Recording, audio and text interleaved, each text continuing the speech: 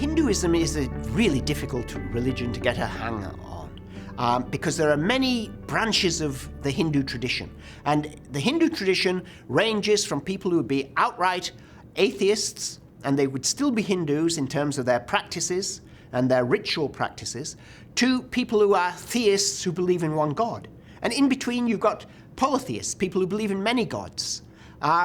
And so a lot of people in North America and in other parts of Europe are confused by the Hindu tradition. I mean, it doesn't really fit our idea of a religion because it's got so many different branches and it goes in so many directions. A lot of people are fascinated by yoga and parts of the Hindu tradition, and other people are repelled by it and they think this is a weird sort of paganism.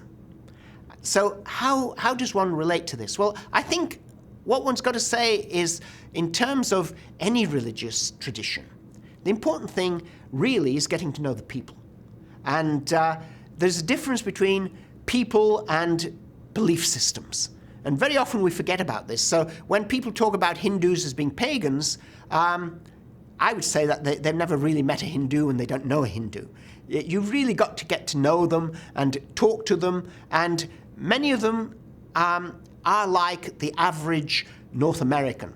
They don't believe anything, really. You know, they're formally Hindu, or Americans are formally Christian, but they never go to church. They never do anything except occasionally at Christmas, or if you're a Hindu at Diwali, you go to a celebration. But beyond that, the religion doesn't play an important role in people's lives.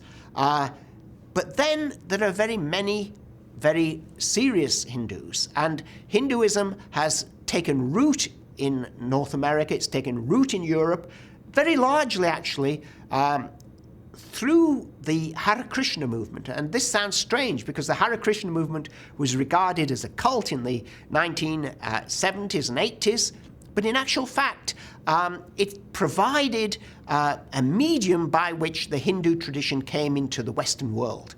And then we've had a large-scale migration of Indians into Europe and to North America. There are something like 3.5 million Indians who would come out of the Hindu background living in North America. And they are building temples, they're worshipping gods within various branches of the Hindu tradition. One can't sort of lump them together as saying, you know, these are this, because you don't know. You've got to get to know the person, find out which branch of the Hindu tradition they're in.